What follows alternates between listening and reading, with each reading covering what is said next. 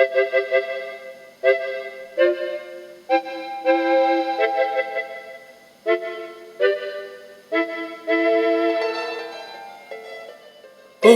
it's been a long year," Sir Handel said, as he and Peter Sam rested outside one winter's morning.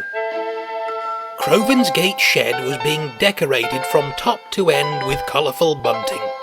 "Thank goodness it's Christmas. Takes me back to those days before the Mid-Sodor's closure." "Indeed," agreed Peter Sam. "But do you remember our last Christmas there with Grandpuff?" "Ah, how could I ever forget?" Just then, Freddy bustled in after taking the morning train. "Brrr, it's freezing up that mountainside," he shivered. "I feel like I've torn up towards the North Pole and back down again.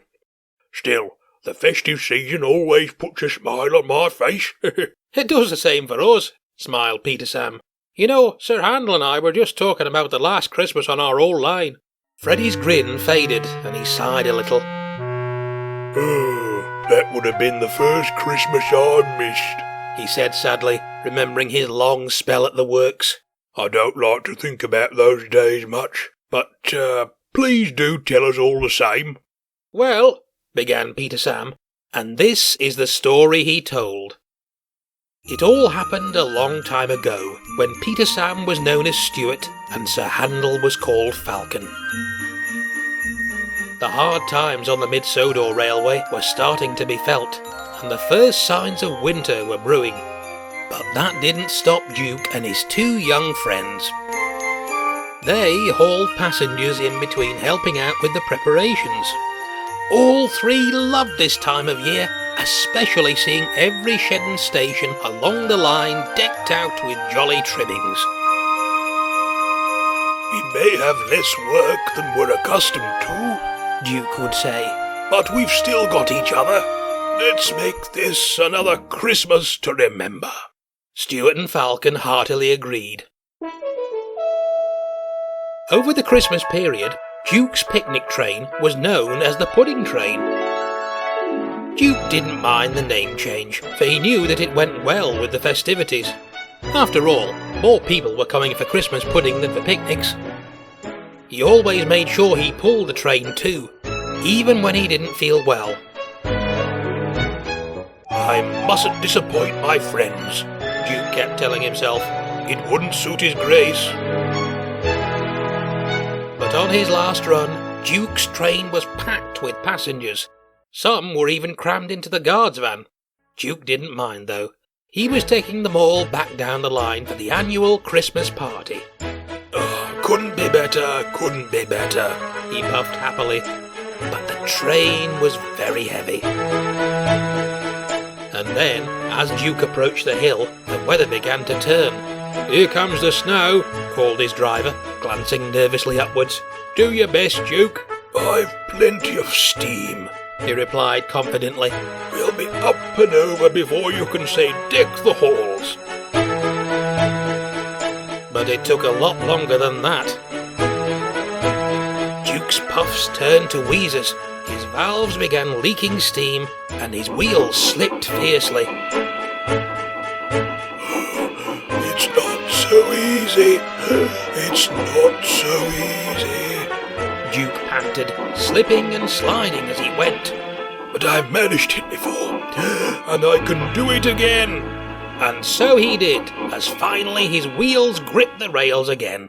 "Oh, that's the worst over," he thought. "We'll be all right now." But they weren't. Just as they rounded the bend, Duke had to stop sharply. In front of them lay a deep snowdrift that had fallen across the tracks. "Oh, bother," groaned Duke, as he stopped on the most remote part of the line. "We'll never get through that in a month of Sundays," sighed the driver. "If only we had a snowplow." "Dear me, this certainly isn't how I intended to spend Christmas," Duke murmured. It was growing colder, and the snow was falling more heavily. Duke's passengers tried to make the best of it. They snuggled up inside the coaches and began to sing carols to pass the time. At Duke's station, meanwhile, the shed had been decorated throughout and the Christmas tree was sitting smartly in its tub. Stuart and Falcon waited eagerly for Duke's return. Eventually, the waiting turned to worry. "It's not like Grandpuff to be this late, especially for the annual party," Falcon said. "Let's go and look," agreed Stuart. "Sure, I wouldn't be able to enjoy things knowing he's still out there."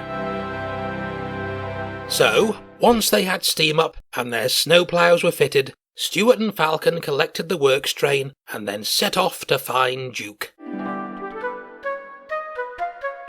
By now, the snow had turned into a blizzard and it was beginning to pile up around poor Duke.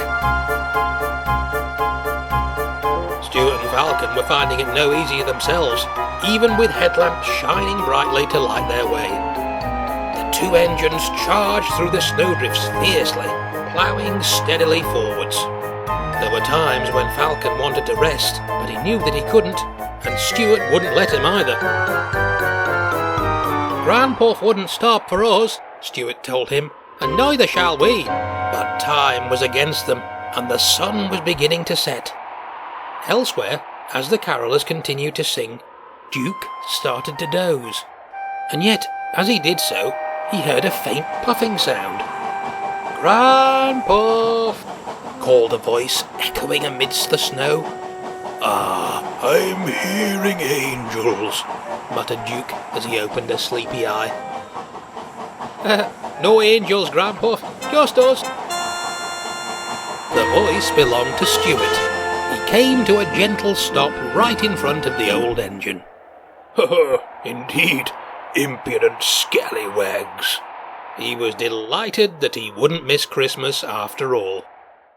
The workmen cleared the snow away, and then Stuart pulled his hardest from the front, whilst Falcon pushed with all his might from the back. At long last the train was finally back on the move. The carolers continued to sing all the way, and the engines whistled cheerily along with them.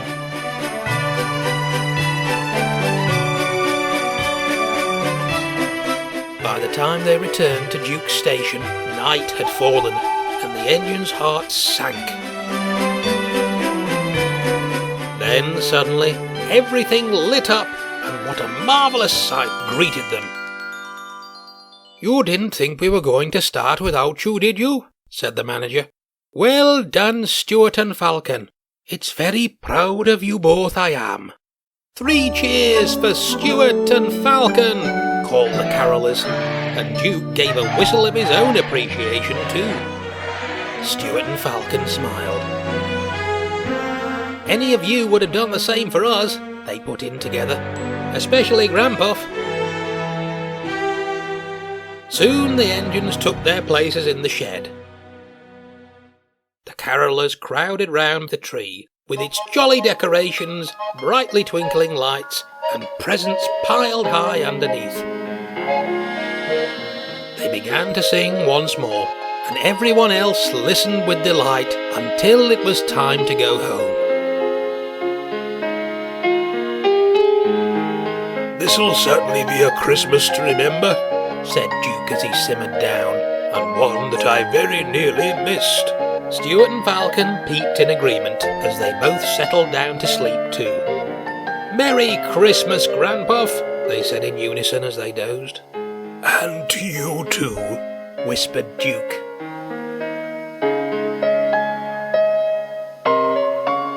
"Well, come the new year," Peter Sam concluded gravely, "the railway finally closed and people came to buy us.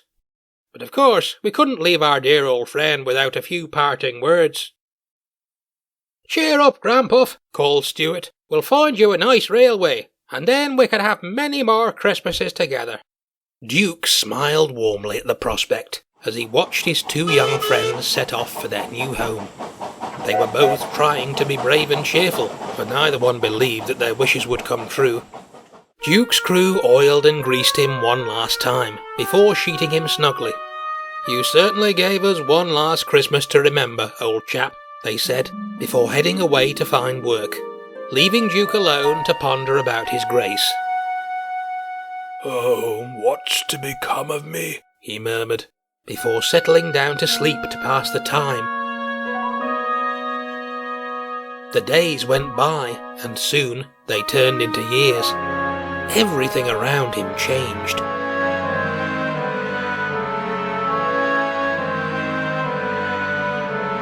And we all know how that turned out, grinned Sir Handel. "We do indeed," smiled Freddy. "Thank you for telling us about that, Peter Sam. It certainly does make you think of the good times, even though I miss so many Christmases." "I know what you mean," called a voice. Wheezing up beside Freddy was none other than Duke, beaming from cheek to cheek. "That Christmas on the Mid-Sodor may have been our last spent there, but Driver once told me it's who you celebrate Christmas with that matters most. And look, here we are together again, all these years later." Everyone agreed with that. Cheerfully, they each set off back to work until it was time for the big day. And when that day came, as Duke rightfully said, it was indeed another Christmas to remember. But certainly not their last.